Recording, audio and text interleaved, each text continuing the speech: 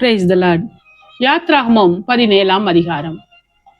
பின்பு இஸ்ரவேல் புத்திரராகிய சபையார் எல்லாரும் கர்த்தருடைய கட்டளையின்படியே சீன் வனாந்தரத்திலிருந்து புறப்பட்டு பிரயாணம் பண்ணி ரெவிதீமிலே வந்து பாளையம் இறங்கினார்கள். அங்கே ஜனங்களுக்கு குடிக்க தண்ணீர் இல்லாதிருந்தது. அப்பொழுது ஜனங்கள் மோசையோடே வாதாடி, நாங்கள் குடிக்கிறதற்கு எங்களுக்கு தண்ணீர் தர வேண்டும் என்றார்கள். அதற்கு மோசே, என்னோடே ஏன் வாதாடுகிறீர்கள்? கர்த்தரை ஏன் பரீட்சை பார்க்கிறீர்கள் என்றான். ஜனங்கள் அவ்விடத்திலே தண்ணீர் தவணமாய் இருந்தபடியால் அவர்கள் மோசைக்கு விரோதமாய் முறுமுறுத்து, நீர் எங்களையும் எங்கள் பிள்ளைகளையும் எங்கள் ஆடு மாடுகளையும் தண்ணீர் தவணத்தினால் கொன்று போட எங்களை எகிப்திலிருந்து ஏன் கொண்டு வந்தீர் என்றார்கள்.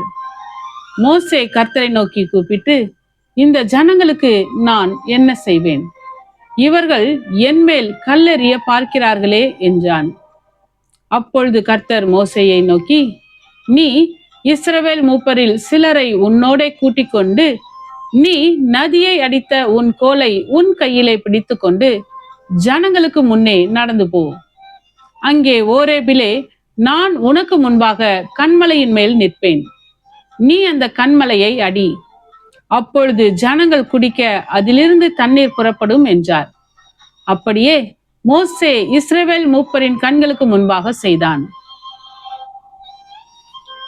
இஸ்ரவேல் புத்திரர் வாதாடினது நிமித்தமும் கர்த்தர் எங்கள் நடுவில் இருக்கிறாரா இல்லையா என்று அவர்கள் கர்த்தரை பரீட்சை பார்த்ததின் நிமித்தமும் அவன் அந்த ஸ்தலத்திற்கு மாசா என்றும் மேரிபா என்றும் பெயரிட்டான்.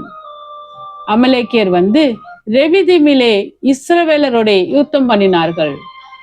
அப்பொழுது மோசே யோசுவாவை நோக்கி, நீ நமக்காக மனிதரை தெரிந்து கொண்டு புறப்பட்டு அமலேக்கோடு யுத்தம் பண்ணு.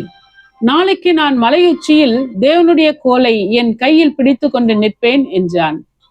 யோசுவா தனக்கு மோசே சொன்னபடியே செய்து அமலேக்கோடே யுத்தம் பண்ணினான். மோசேயும் ஆரோனும் ஊர் என்பவனும் மலையுச்சியில் ஏறினார்கள். மோசே தன் கையை ஏறெடுத்திருக்கையில் இஸ்ரவேலர் மேற்கொண்டார்கள்.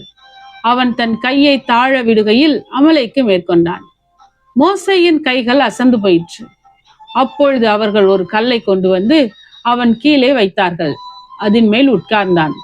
ஆரோனும் ஊரும் ஒருவன் ஒரு பக்கத்திலும் ஒருவன் மறுபக்கத்திலும் இருந்து அவன் கைகளை தாங்கினார்கள்.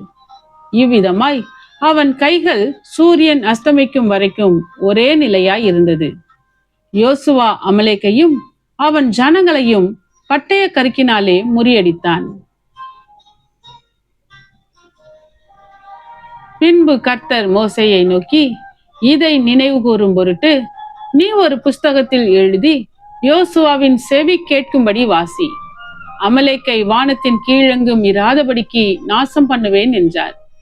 மோசே ஒரு பலிபீடத்தை கட்டி அதற்கு யெகோவா நிசி என்று பெயரிட்டு, அமலேக்கின் கை கர்த்தருடைய சிங்காசனத்துக்கு விரோதமாய் இருந்தபடியால் தலைமுறை தலைமுறை தோறும் அவனுக்கு விரோதமாய் கர்த்தரின் யுத்தம் நடக்கும் என்றான்.